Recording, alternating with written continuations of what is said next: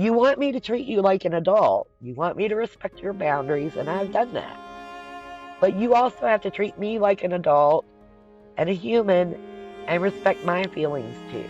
Well, hello. Thank you for joining us today for another interview. We have today Virginia Glover. The biggest question we all want to know is hear about your story. I have 4 children, aging ranges from 36 to 22, 2 sets of marriages, so two separate dads. The estrangements have gone on and off through the years. Started in childhood for my older set due to their father. And for the younger two, started more in their teen years, also with some influence from their father. And I guess I want to make clear to people, I'm not at all discounting my accountability in the estrangement, but my children are adults now, and we're still not where we should, where I would like us to be. So with my older two, they came back into my life when they reached the age of adulthood. But during that time, there wasn't a lot of information about how to reconnect with a child that you weren't the main caregiver for anymore. And especially for mothers who had always been the main caregivers. I'm one of the first women in my state um, that pay child support. We didn't do therapy right off the bat, which I wish we had done. I mean, I had been in therapy off and on during the separation. I think they didn't know what they wanted.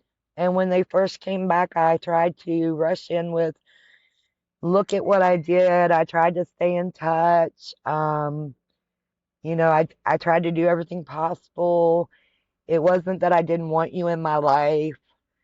And for a while, we had a relationship, but I think there was an expectation from me that I was their mother and that there would be this gratefulness to have this reconnection from them because it was for me, it was pure happiness.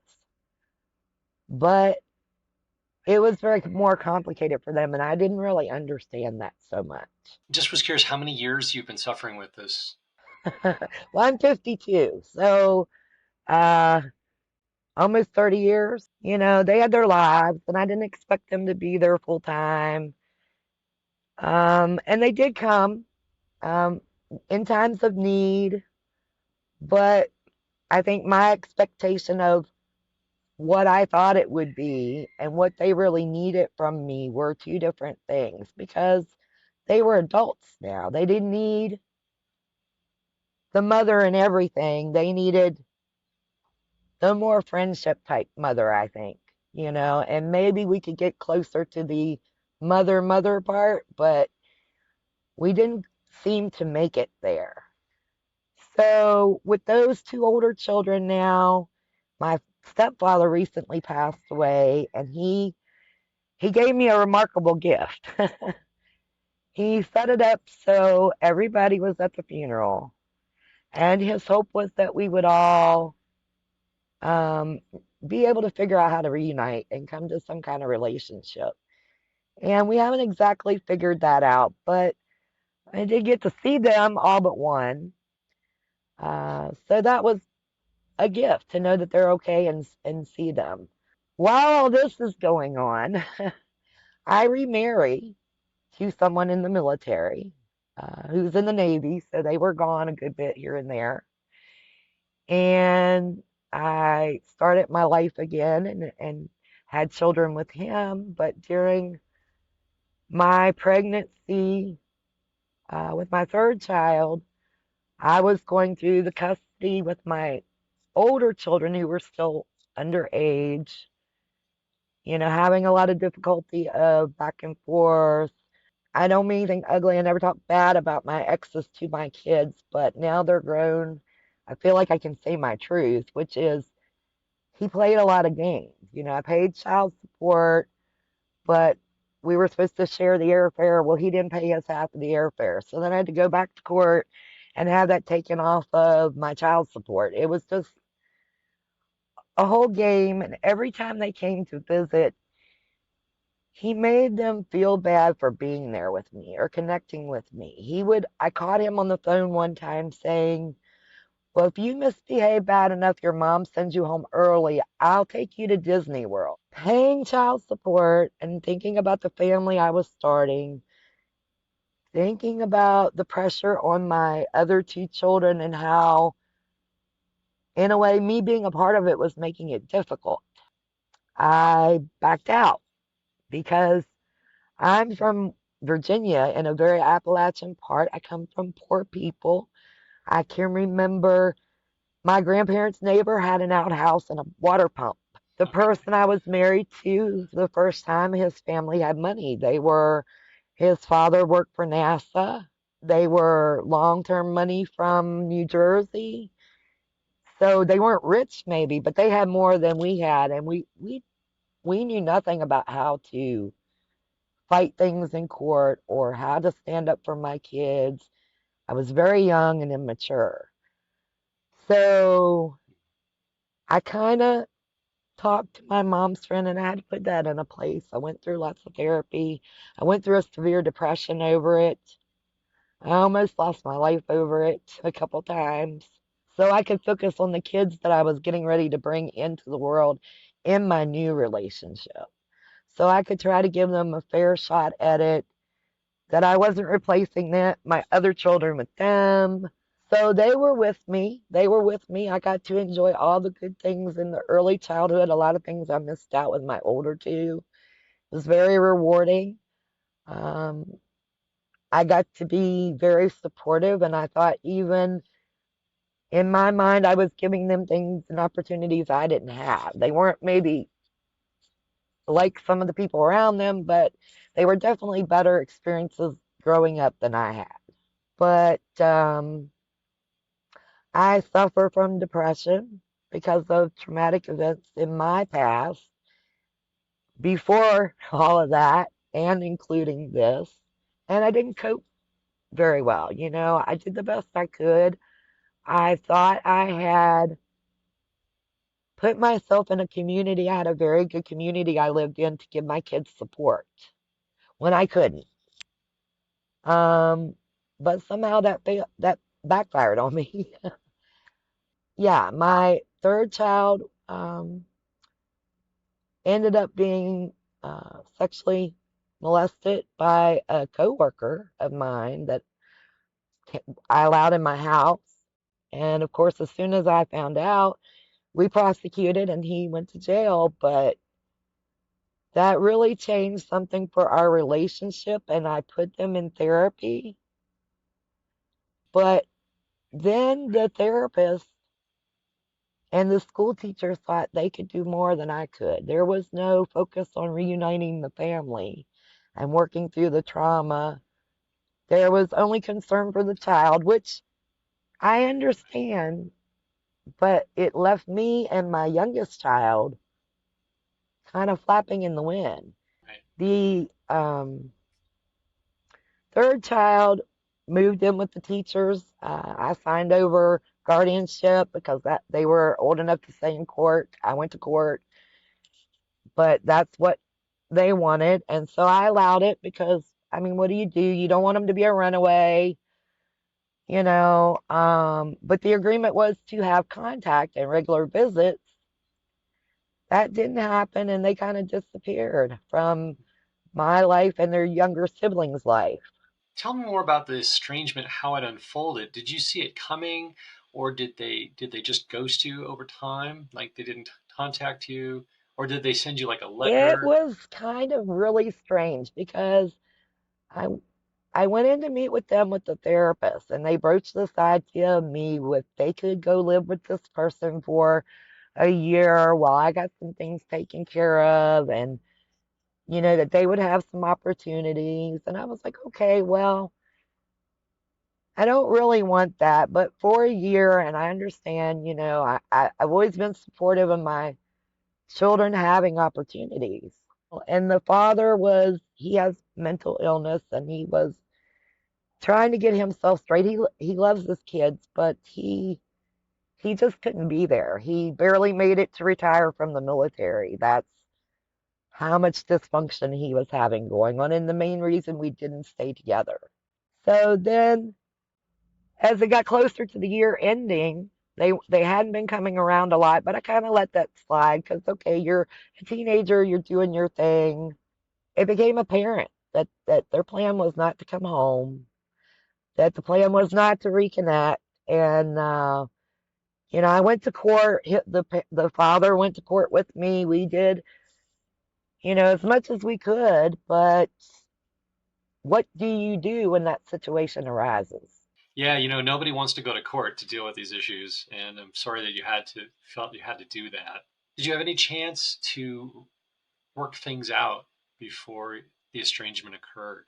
I would like to say yes, but the reality is I think their mind was already made up for them by outside influences. Okay.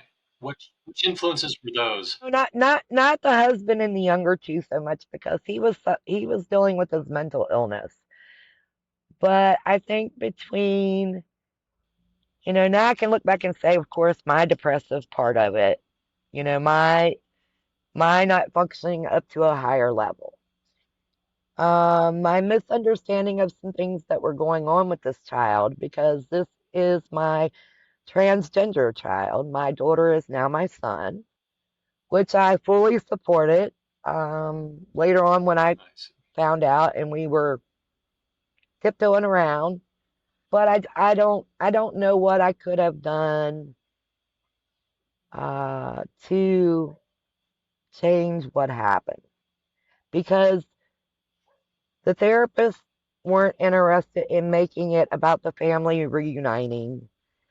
The couple who took them in wasn't focused on keeping the relationship with the family tight.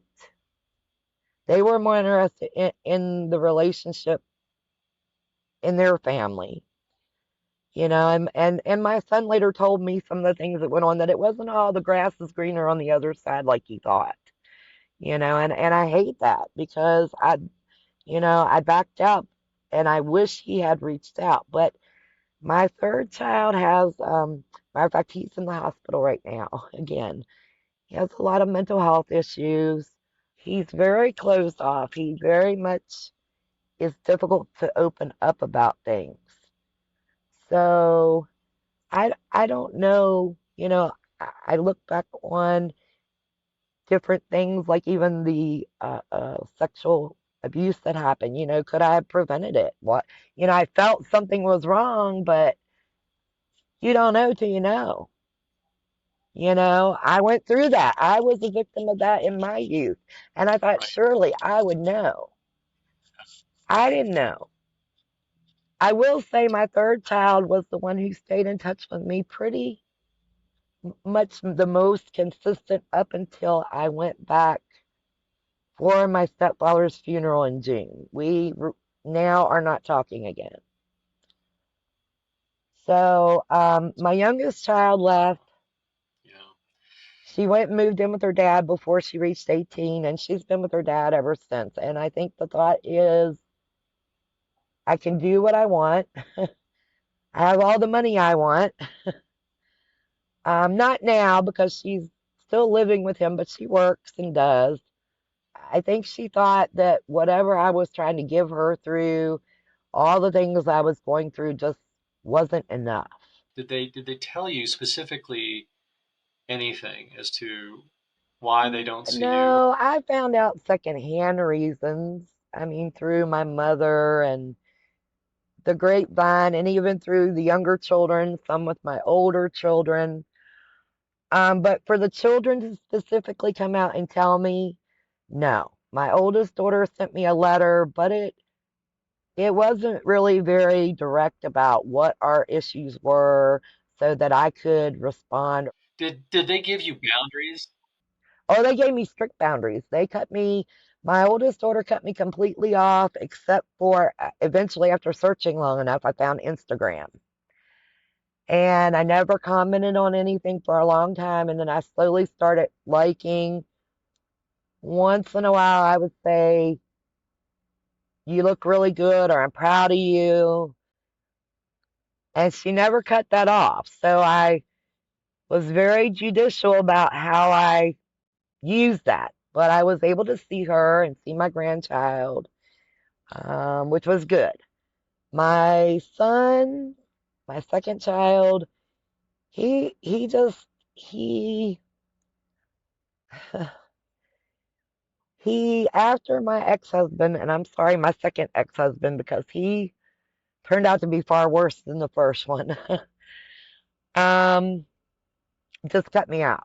No reason. I saw him one day with my ex-husband, and I met them at the bank, and he sat in the car with the door locked and the window up, like he was terrified of me, and I couldn't comprehend what I possibly had done to my child or said to my child, because we were fine, to cause that reaction. But I didn't ask, and I didn't push, and I didn't go over to the window, but I never understood what happened. My third child, I know what's going on because when I was home for my stepfather's funeral, we had some conversations. And I don't think he really liked what I had to say. But, they're not kids anymore, and it's not just about them anymore. And if you truly want a meaningful relationship, then both parties have to be able to speak a little bit. But he just wants apologies for things that he's been trying to get apologies for years. And had we had this conversation 10 years ago, I might have been able to say, yes, I'm so sorry, and left it at that. But at this point, I have feelings too. I've been hurt too, and I don't begrudge them that. I understand they're my kids. That's what I'm here for. I'm the parent. I'm supposed to be the one who takes it. But I can't deny that there are other factors in it, and that they have to be empathetic enough. If I'm empathetic enough as your parent to give you unconditional love, it's okay. I take all you can give me. It's killing me. It's literally killing me. But I'll take it all because I love you. But when you say, I didn't sacrifice enough for you, or you want me to apologize for things that you don't understand why they were that way, why I had to make those choices. Not always good choices, not always great choices, not choices I wanted to make, even. That's not fair to me anymore because we're past that point of it being about the child, that little child, for me. Because I see that little child. I want to hug and hold that little child still very much. But you want me to treat you like an adult. You want me to respect your boundaries, and I've done that. But you also have to treat me like an adult and a human and respect my feelings too. Did they respond to that well? Not good. They were quiet. And they did vocalize, that all they were looking for was the apology. Apology for, I'm sorry, Virginia, what apology for what exactly? I don't know. They pulled out some specific life events that bothered them, that they felt I did something wrong. But then after they did that, they also pointed out that this could have been part of their body dysmorphia, because of the transgender, and during that time, my child is 26. So, there wasn't a lot of information about transitioning or, I was a tomboy, but I like men. Like, what I'm saying? Like, I, I could only look at it from my sphere of reference. And I've been to college and I'm one semester away from my associate degree in mental health. I have some background information, probably more than some people in a situation. But even then, we didn't talk about that stuff. That wasn't part of our college education. It wasn't even part of my therapy conversation. Let me ask, you're mentioning some mental illness here. Can you shed more light on that? And which kids did this affect? Well, it seems to be my oldest son, who is also gay, just for reference for people, because I want people to understand. I love my children. I support my children. Not all parents who are estranged from their children are bad people who did abusive things to their children, because I understand the people who were beaten or neglected or, not fed, clothed. I understand. Yes, don't be with your parents. I support that. I have offered to take children in those positions, but that's not me. And that's not a lot of people. So, but my son, anyway, get back to the point. My son, I'm not sure what his official diagnosis is because we're not close enough to talk about it, but I will say I'm bordering on bipolar or schizophrenia. Bipolar runs in my family. My mother is bipolar.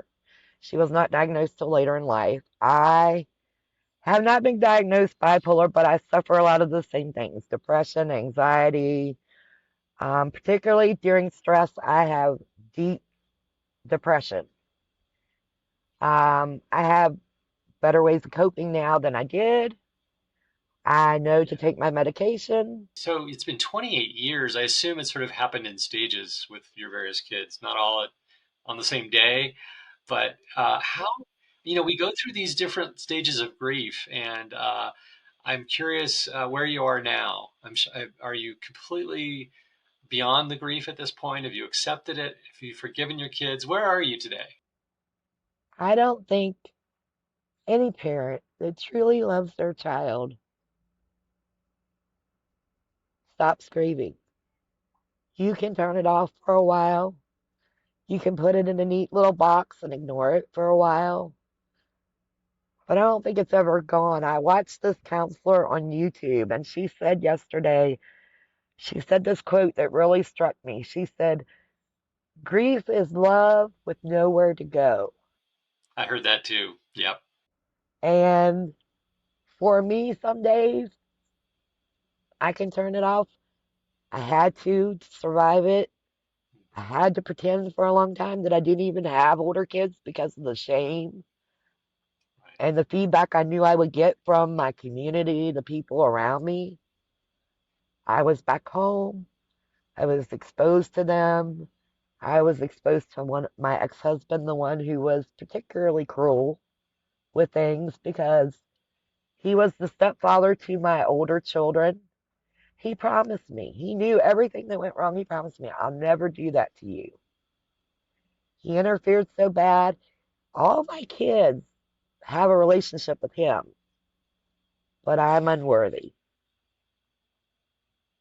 So, and I don't just blame it on that. I want to make it clear to people. I have my own accountability, but there are other people, finances, society that interfere because, it's kind of a trend lately.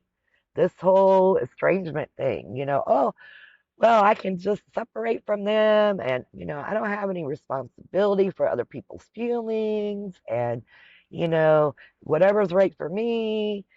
And I don't mean that ugly. I'm not saying that people shouldn't be independent and, do their own thing. Children, young adults grow, explore.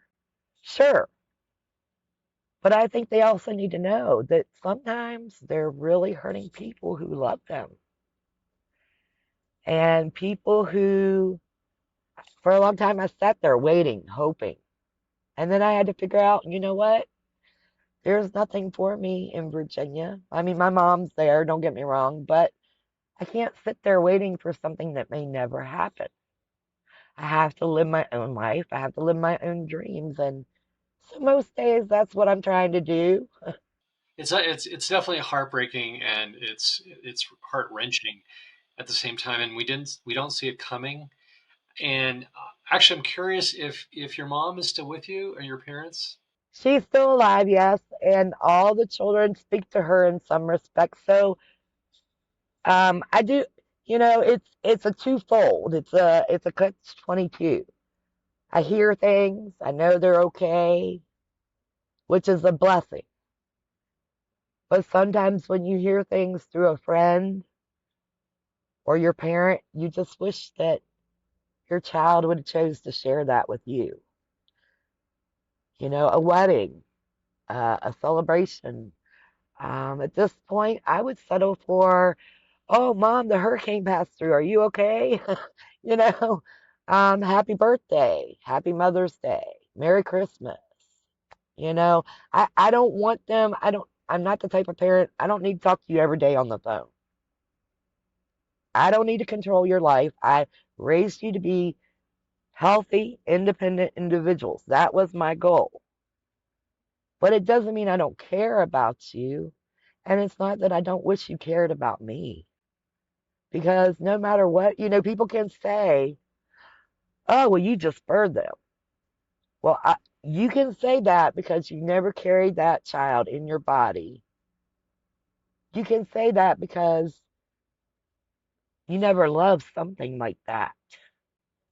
I'm not saying adoptive parents, yes, they love children that way too because they wanted that child so desperately. But there's something that people just don't seem to understand. These kids can't seem to wrap their head around, we love them. I'm still here off and on, what did I do wrong? How can I make it right? Then the other part of my brain says, why do I have to apologize? I did everything I could do. I did the best I could do. I guess that's what I want most from my interview to come out is for parents who are going through the same thing to take it day by day, make sure you have a support group, and just know that even if no one's talking to you, there are other people out here who have gone through this and haven't really abused their child or done some terrible thing to them. And they're sitting here going, what did I do? And for the children, I wish that they understand. I never support an abusive person, ever. But not every person is that. And sometimes that term gets thrown around real loosely anymore for things that I'm sorry, I grew up with that. It didn't kill me. And I don't mean that ugly, but I'm not saying we shouldn't change and make things better, but I'm not always sure I see better out of it.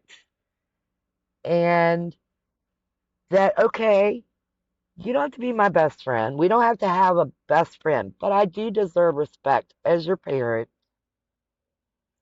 and a little bit of empathy and a little bit of, instead of jumping to the conclusion that I did all this against you, my intention was to mess you up, I wanted to hurt you, maybe stop for a minute and ask your parent, what happened to you?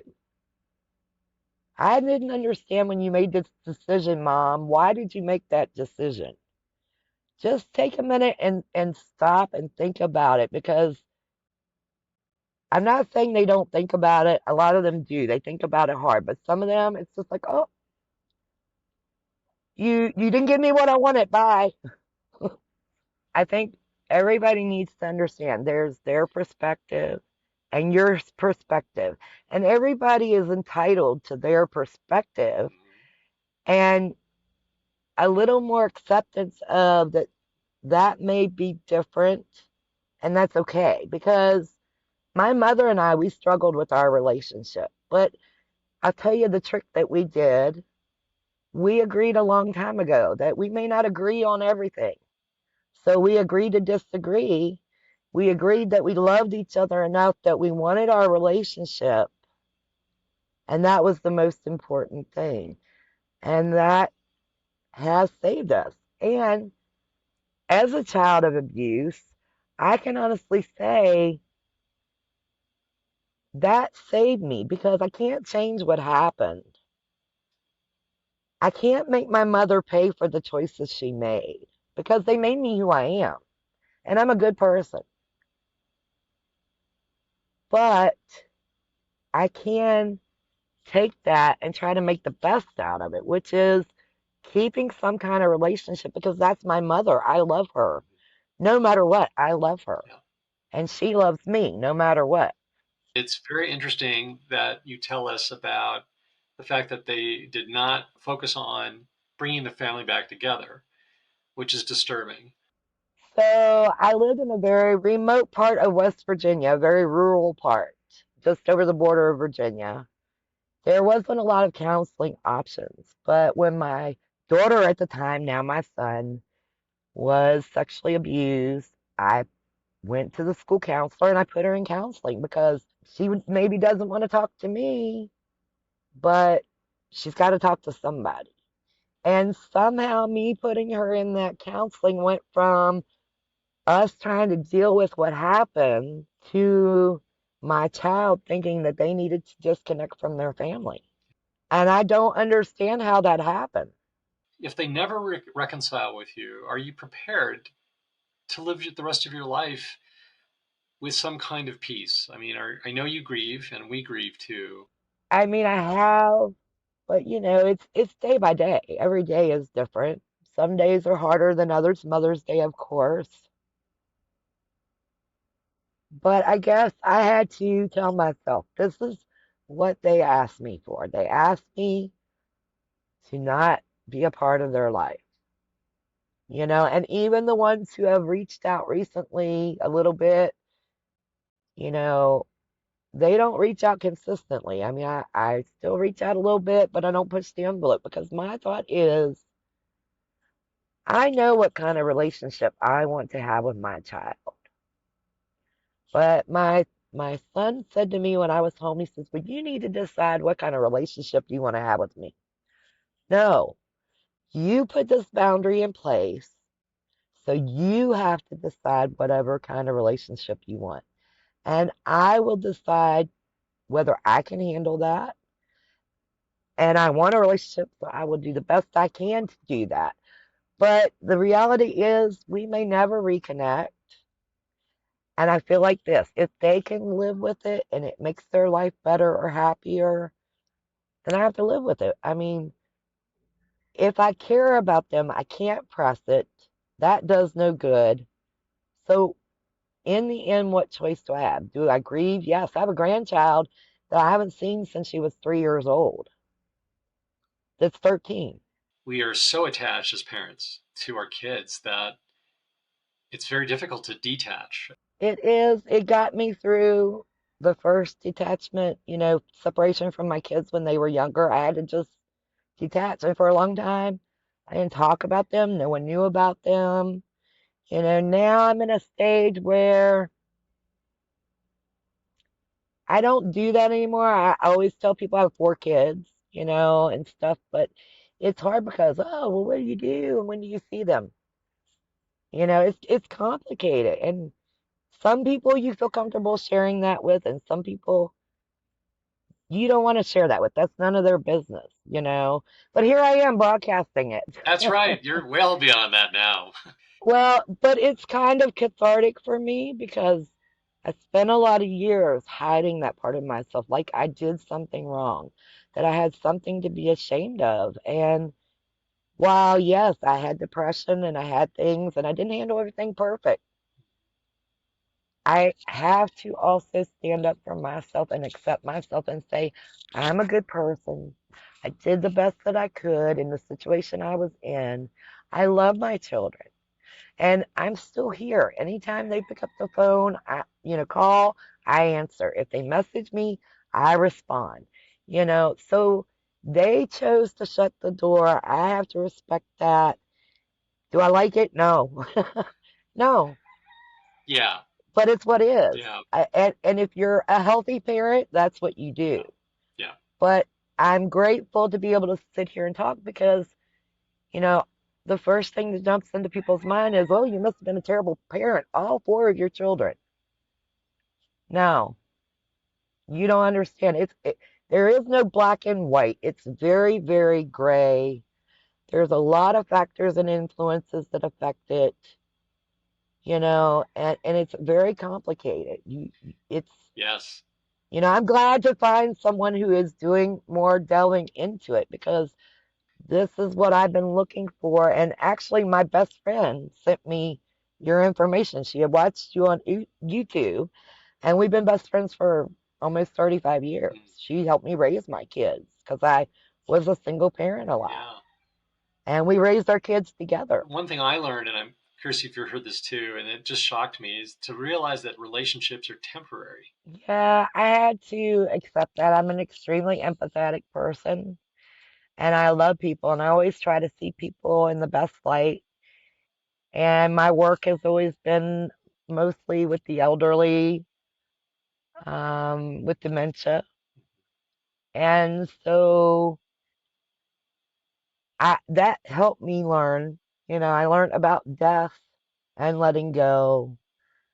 And in a way, for us parents, it is like a death. I mean, they're still here, which makes it harder because they're not actually gone. You can reach out and touch them if you can get close enough. Right. But it is a loss and you have to grieve it. And on the days you feel like crying, you cry. And on the days you think about all the good times, because there was certainly a lot of good times, you laugh and you smile. Families are messy. That's what we've learned. It's never goes the way you want it to go. It's definitely not the community, the family that I was raised in. We were poor Appalachian. We got together and worked our gardens. We went fishing and did our weekend fish fries. We had meals on the weekends. I was an only child, the youngest child, and my cousins were my playmates. They were all older than me. Like, we went out in the woods and we did things, different than today's society. And some of the changes I'm really glad to see, but some of it, not the bad parts, but there were good parts. And I miss those because it's part of why I ended up here where I am in Puerto Rico because there's still such a strong sense of community and family here compared to back in the States anymore. And I find that comforting to be here.